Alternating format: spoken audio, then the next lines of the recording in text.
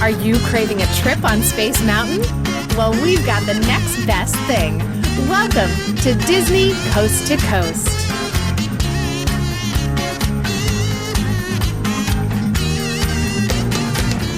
Hey folks, and welcome to Disney Coast to Coast, the ultimate unofficial Disney fan podcast. I'm Jeff DePauli, and welcome to the House of Mouse headlines brought to you by laughingplace.com, your up-to-date resource for the latest Disney news every day of the week. This episode is being released on July 14th, 2021, and I'm going to be doing things a little differently today. First, you'll hear the latest Disney news, and following that, you'll hear an exclusive interview with Mateo Fernandez, who plays Victor's little brother Adrian on the hit Hulu and Disney Plus series Love, Victor. It's all coming your way right after this. Before we go any further, I want to give a huge thank you to all members of the DCTC community over at patreon.com/DisneyCTC. So thank you Jeremy, Robert, Jeff, Sarah, Skylar, Joshua, Jeanette, Leah, Bonnie, Jeffrey, Gerardo, Jared, Rio, Philip, Anna, James, Diego, and Monet. It's because of you that this show is possible. DCTC patrons keep this show alive, so if you've been enjoying it for a long time and have the means, check out patreon.com/DisneyCTC to find out how you can become a member, gain rewards, and help support this show. You can find the link in this episode's description. Hear the latest news from the Walt Disney Company in today's House of Mouse headlines. In somewhat surprising yet delightful news, the Disneyland Resort has announced that Oogie Boogie Bash will return to Disney California Adventure for 25 select nights starting September 9th.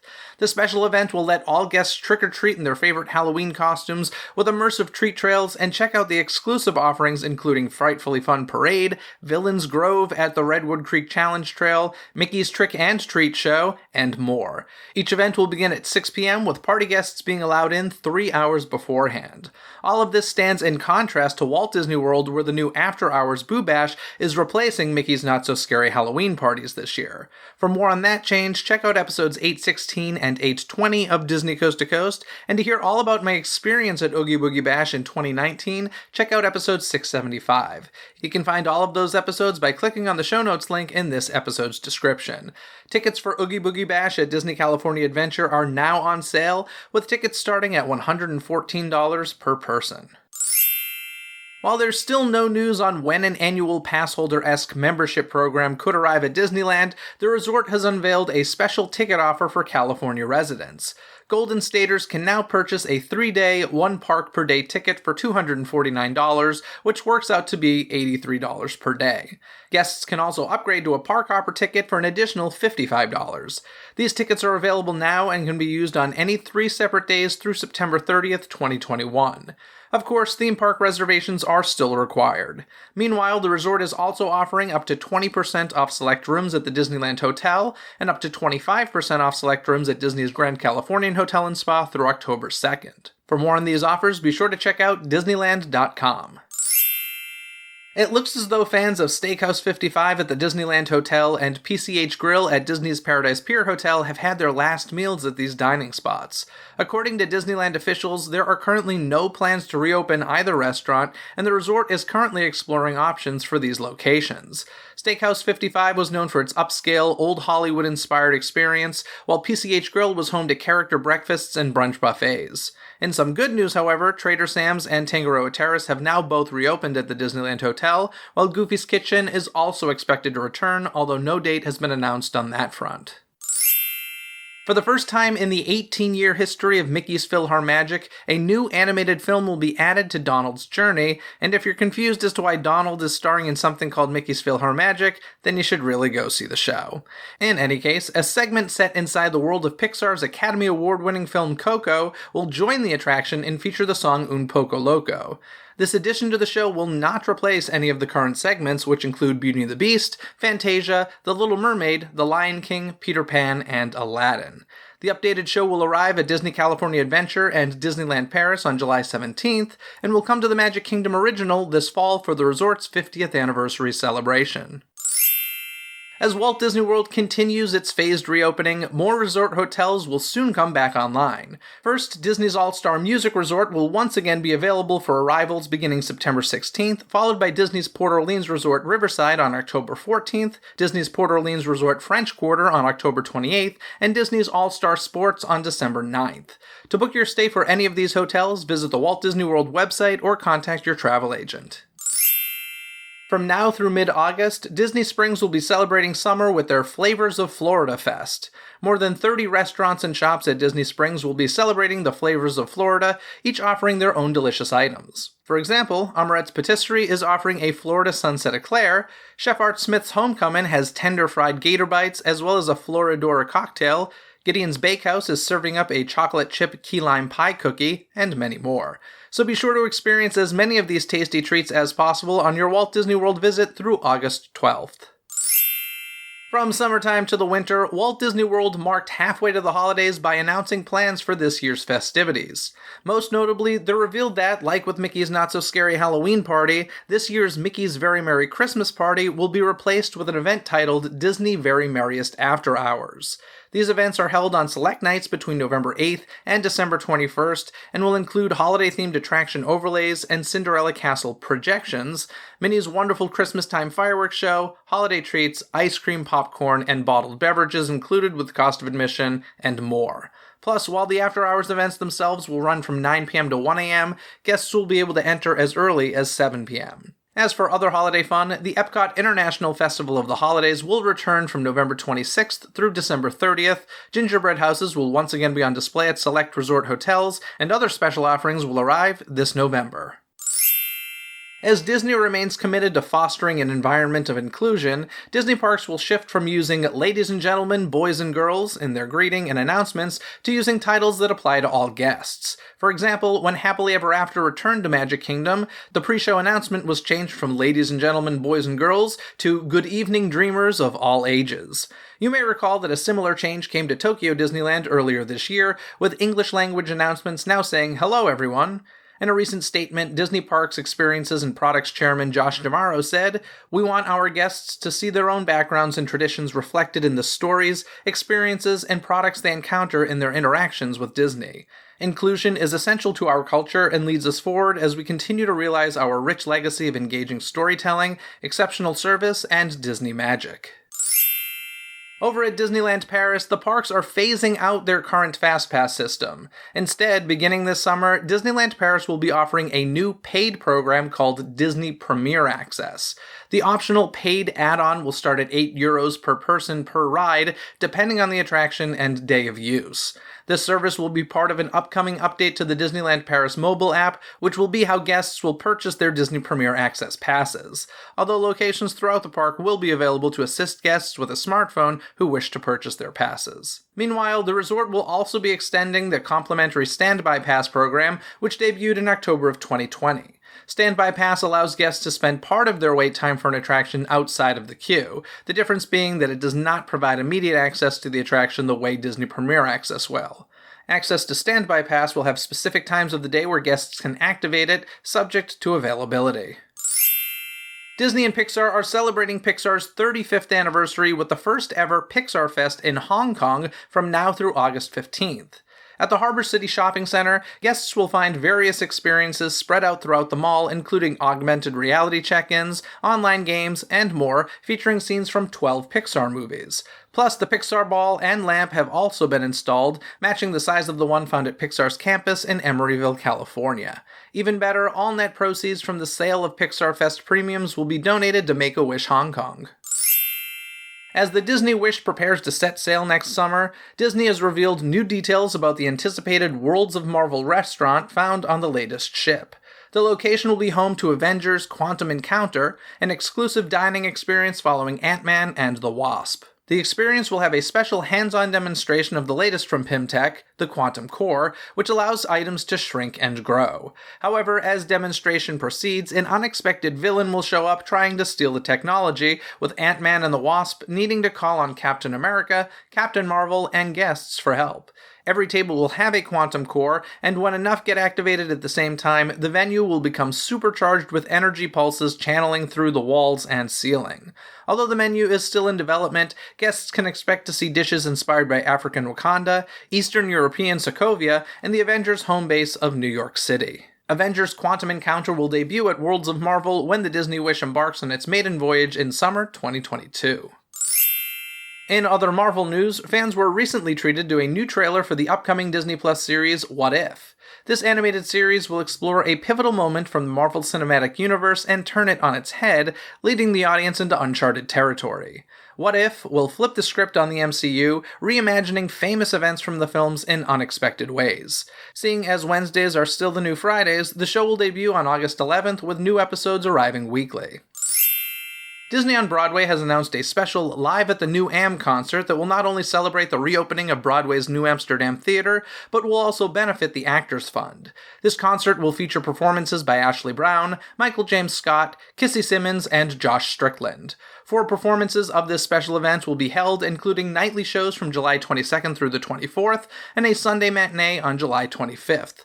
All guests entering the theater for Live at the New Am will be required to provide proof of vaccination, while those under the age of 12 must be accompanied by a vaccinated adult. Tickets ranging from $79.50 to $99.50 are available now through Ticketmaster, while a special virtual lottery for $47.50 balcony tickets are available through Broadway Direct. Physical media lovers will be happy to hear that Pixar's Luca will soon get a traditional home media release. The film will arrive on 4K Ultra HD, Blu-ray, and DVD on August 3rd. These releases are said to include a variety of bonus features including never-before-seen featurettes, deleted scenes, and 2 alternate openings. Of course, if you can't wait until August 3rd, you can take a trip to Porto Rosso right now on Disney+, and for much more on the film, be sure to check out last week's Disney Coast to Coast, episode 823. To read more about any and all of the stories you've heard here today, simply visit the show notes link in this episode's description. Now, as I mentioned at the top of the show, it's time for my special interview with Mateo Fernandez. Kyle will be back on the next House of Mouse Headlines to discuss some Disney news, including some of the stories I touched upon today. Now, if you follow me on social media at all, you know that I am a huge fan of the movie Love, Simon, the series Love, Victor, and pretty much anything and everything related to the Simonverse. I devoured the book in one night and even visited Atlanta, Georgia, specifically to check out the shooting locations from the 2018 movie Love, Simon. I must admit, when I first heard about a spin-off series for Disney Plus called Love, Victor, I had my doubts. How could a Simonverse series be any good without Simon as the lead character? I am happy to say that I was entirely wrong and that I've fallen in love with Love Victor as much as I love Love Simon. It's a lot of love. You can watch Love Victor right now on the Disney-controlled streaming service Hulu in the US, as well as on Disney Plus in countries including the UK, Canada, Ireland, Australia, and New Zealand. Mateo Fernandez is the youngest actor on the show and plays Adrian Salazar, Victor's younger brother. This young actor truly cracks me up, and I look forward to following his career. It was an absolute delight chatting with him, so I now present to you my conversation with Mateo Fernandez. Prepare for some insight. You've tuned in to an exclusive DCTC interview.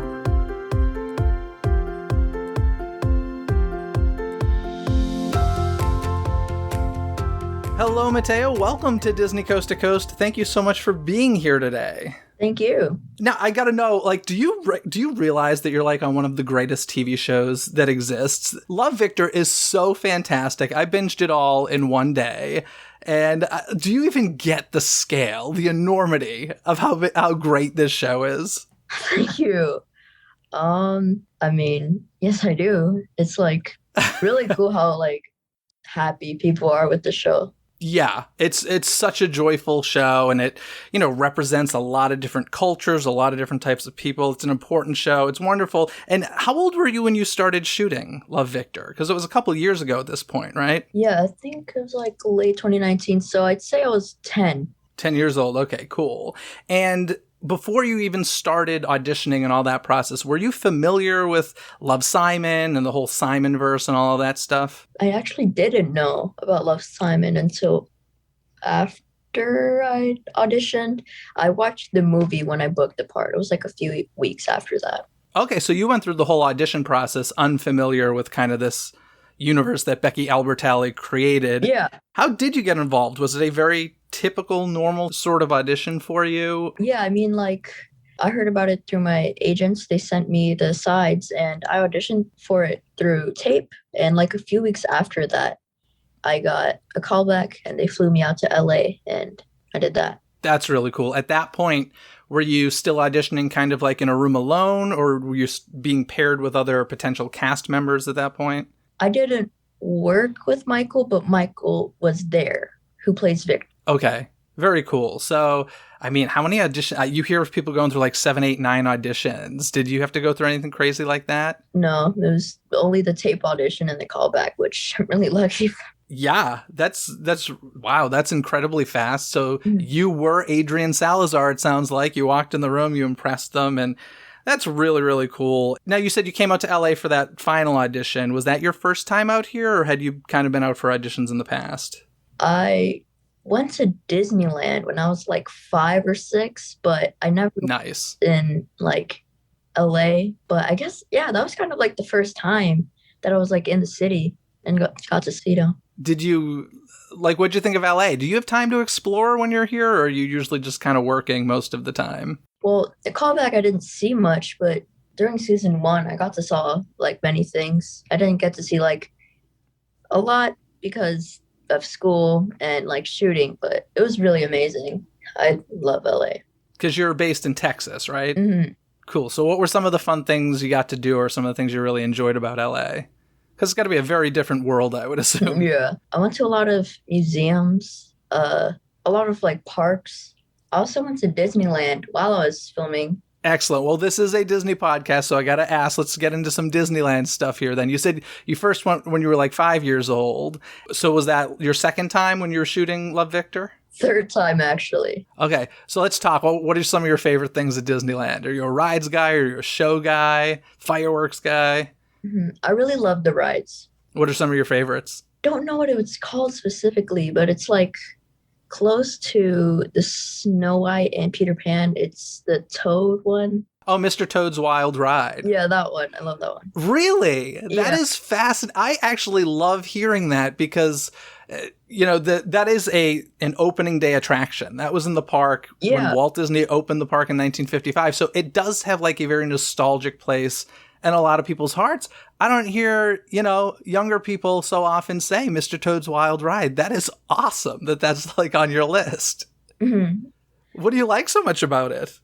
I don't know. I guess what you said, it was just like, I guess I knew that it was like a really old ride, and just seeing like the carts and everything, it just feels nostalgic, even though I wasn't at that time. Yeah. And did you get to do some of the newer stuff like Galaxy's Edge? Did you check that out? I did. I really loved that. It was incredible. Pretty epic. So that's so cool. I'm so happy. I was going to say, I had it in my list. I was like, I got to find out if you got to go to Disneyland while you were here. So I'm glad that you got to do that and enjoy that. Because, I mean, have you really been to Los Angeles if you haven't been to Disneyland? I think the answer is no. So excellent. Now, you have a lot of one-liners on this show that, I mean, they're truly performed with pitch perfect delivery. You have me laughing out loud so much watching this show. And is this like an innate skill you have? Or are you this way in real life where you're just getting laughs out of people with these little fast quips? Or did you study this kind of comedy? Well, first of all, thank you. And I guess I always just liked being like silly and funny at a very young age. And I just always like watched movies and stuff. And I guess that inspired me with Adrian. I like love deadpan comedy, and I feel like that helped me a lot with Adrian. Yeah, for sure. You can tell that you enjoy that kind of comedy. I often, when I'm watching, I often wonder, do you even, like, are there times where they give you a line to say and you're like, what does this even mean? Because some of them, I'm just like, oh my gosh, I can't even believe he's saying this. Like, they're just so funny. Yeah. Do they have to explain it to you sometimes what you're actually joking about? No, not really. Oh man, I love it. One of the things in season 1, maybe the most iconic prop that you use is the Elsa wand. That's a big thing for you. You freeze people and you're just having fun as a kid. And I'm just kind of curious, has that become a thing in your life? Do people just gift you Elsa wands now? Not really, but I know that like a lot of fans associate like the Elsa wand with Adrian. So like on Twitter and stuff, everyone like puts a wand when they're talking about Adrian, which is really fun. That is fun. Is that something like in that moment when you were shooting that, you were like, okay, this is going to become a staple for this character? Or was it just another day at work? I definitely felt like it was going to be like a big part of like my character development. I feel like that's like kind of my highlight of season 1. Yeah, that was a really fun scene. And, Adrian he's in his own little world a lot of the time. He's surrounded by a lot of adults and older people. And so he's this character that's kind of doing his own thing. But, I love the family in general. The 5 of you are just such a solid group. And I'm sure, they were all new people to you during season 1. And was there anything that the 5 of you kind of did together to solidify that kind of familial unit that you created? Because it's extraordinarily believable. Well, we took a lot of like family pictures, and that kind of in a way just brought us like together. Did you guys like go out for dinners or anything to just kind of get to know each other, or was it very much on set? We went a few times before. Excellent. Now, I saw that you studied at the Young Actors House. I'm not familiar with this. What is that in Texas? Yeah. It's like a small acting school in Texas for kids. How long have you been studying there? Like, at what age did you start? Say when I was maybe 7 or 8. Cool. And was that something that, like, at the time when you went into that, you were thinking, hey, I want to do this for real. I want to go to Hollywood and do this? Or was it just kind of a fun activity for you at the time? That was actually how I started acting. I just wanted to start acting. And from there, I met, like, agents. No, okay. So they saw you at the school and that's how you got represented. That's cool. Mm-hmm. I mean, clearly you come from a talented family. I can see right now you're wearing a Berklee College of Music shirt. What was it? Your uncle, you said, is a musician, or? Yeah. Yeah. So the arts are clearly in your blood and in your family. And I think that's so great that you started at such a young age. And I noticed that at some point when you were at Young Actors House, you took part in Disney Week summer camp. And I'm really intrigued by this. What exactly did you study there? Like, what was different about Disney Week than the rest of your time at Young Actors House? It was specifically on like Disney shows and Disney Channel in that style of like acting, because it's like very distinct. It is very distinct. And that's why I find it so fascinating that they actually teach. Is there like a Nickelodeon course as well? Do they have a Nickelodeon week? Because that's kind of a unique style as well. Yeah, I feel like they kind of see like Nickelodeon and Disney Channel as the same thing, just like really like upbeat, loud. Okay. Yeah. Now, when you were auditioning for Love Victor, at that point, did originally we thought it was going to Disney Plus. Was that the assumption you were under, or were you not even in that headspace at that point thinking about that? I wasn't thinking about that yet. Okay, because I was going to say, like, I was curious if you kind of went into the auditions with the Disney training in your mind, thinking, oh, it's going to Disney Plus. But obviously, Love Victor is a very, a much deeper story than the stuff you find on Disney Channel. But that's kind of cool that they had a Disney week to teach you guys that kind of style. I'm curious, when y'all are on set getting ready to shoot, do you and the cast have any sort of traditions that you like to do before, they start rolling the cameras? Not really. One thing that we always do, which might be just a universal like show thing, is like when we do like our final scene for the season, we usually like celebrate and like clap for each other. Yeah, that's always a fun moment. That's always a fun, sad moment when, especially you. I mean, you're leaving California, when you wrap. So that must be a bit different. I'm assuming most of the cast is probably around LA most of the time, but yeah, back to reality, back to real life. Do you go to like public school, or are you homeschooled even when you're not on set?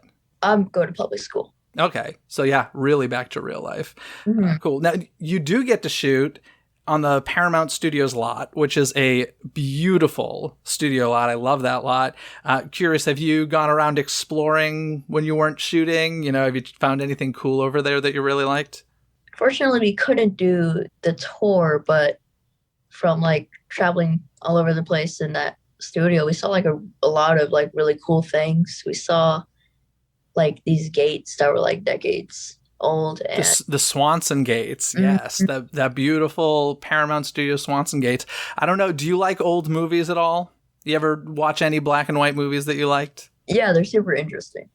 Okay, so the Swanson gates, one of my favorite movies of all time is called Sunset Boulevard, and that's how that gate got that name, is because of Sunset Boulevard. So at some point, maybe when you're a little older, check out Sunset Boulevard. It's a great classic Paramount black and white film.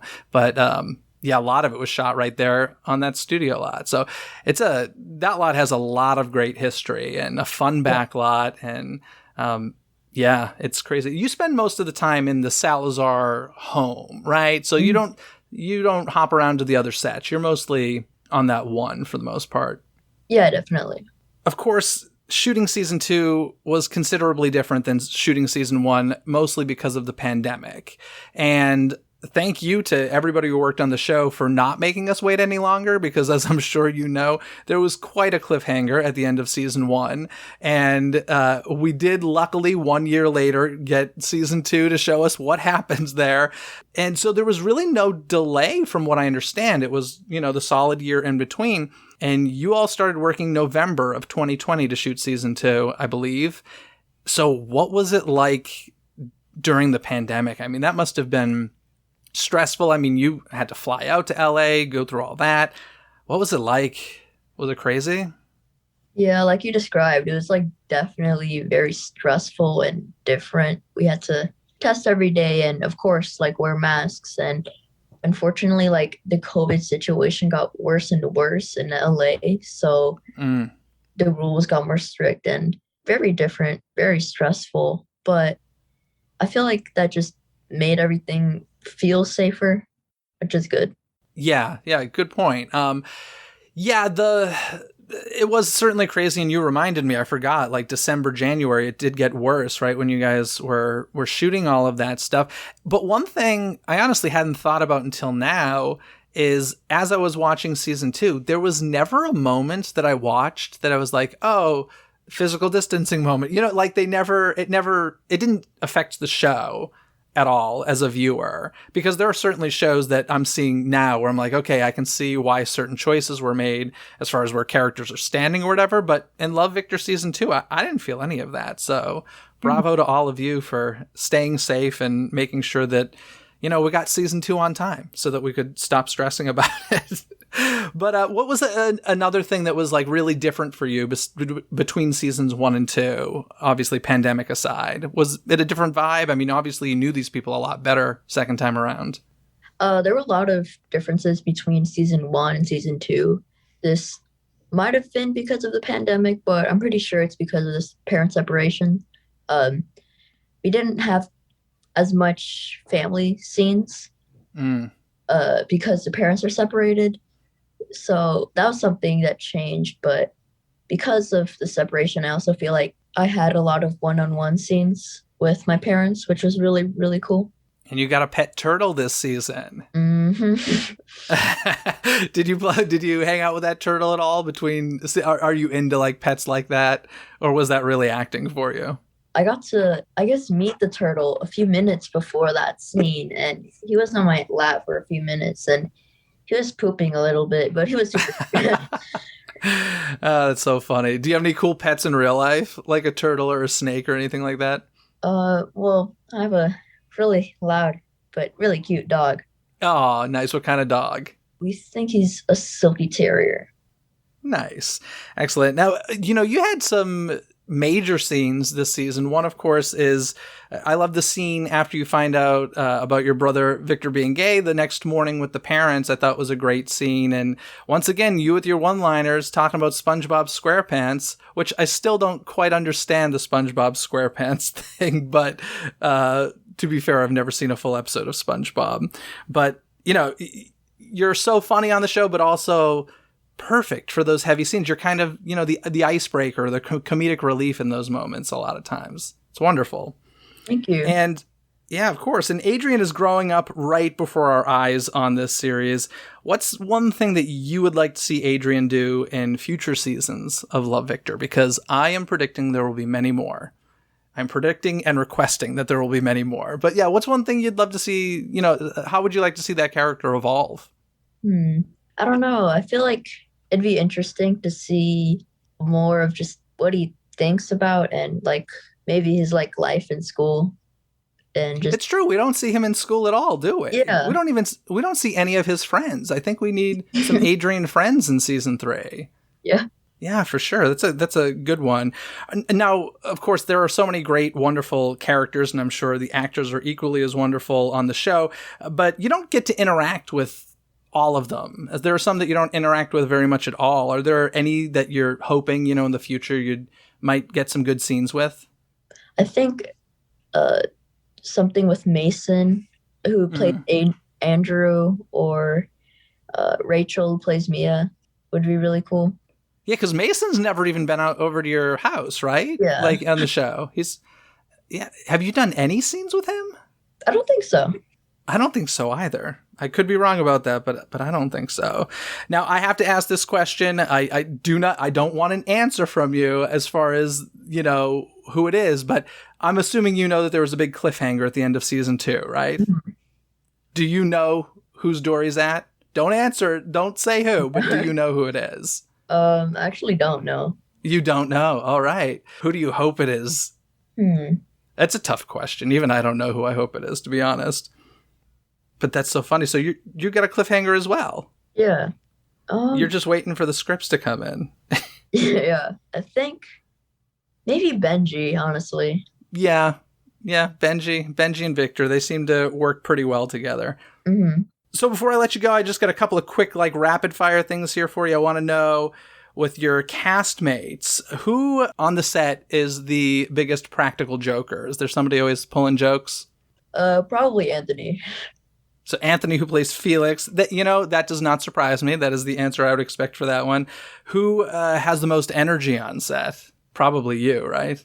Maybe Michael, honestly. Michael, who plays Victor. Really? The most energy. All right. Who's the one that you're going to catch sleeping on set the most? Who's the sleepy one? Anthony.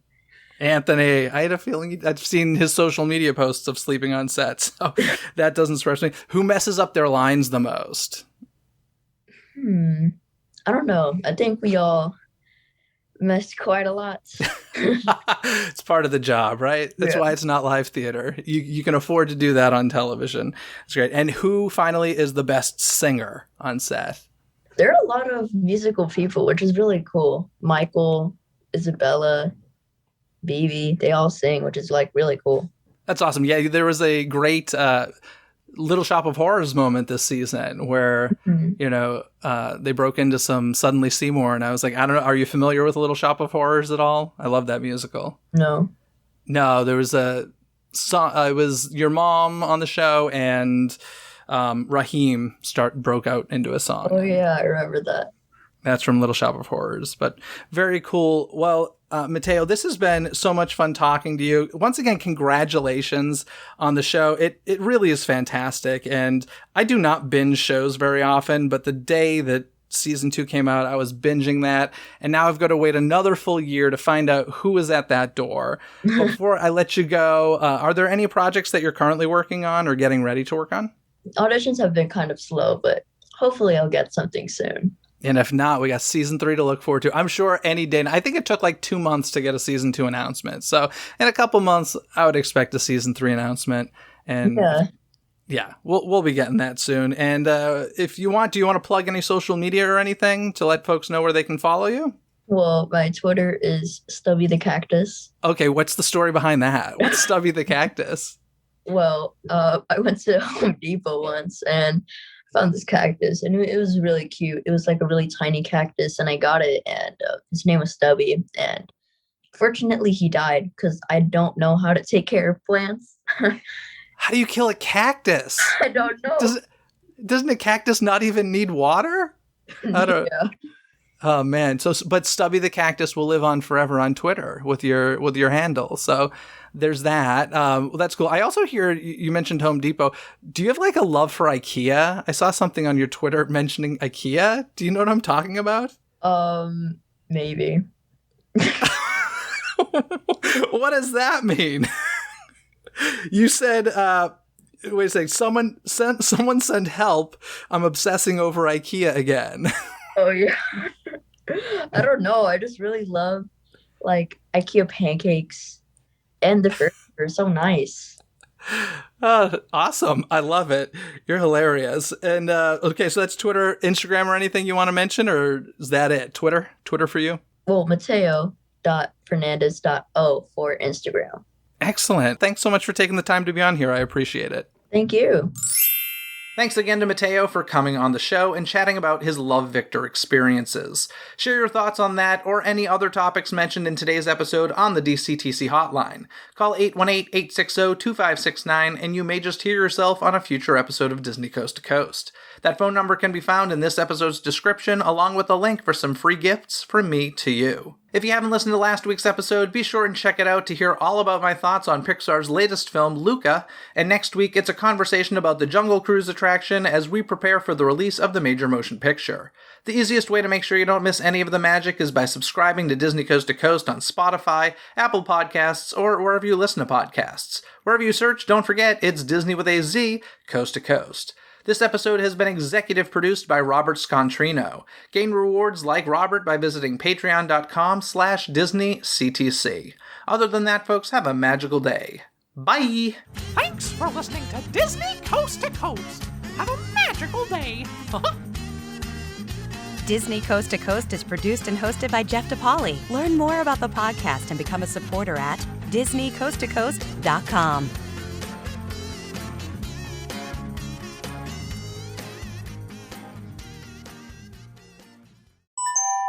This podcast is part of the DePodcast Network. Learn more about this show, plus find more quality and entertaining podcasts at DePodcastNetwork.com. That's DEPodcastNetwork.com.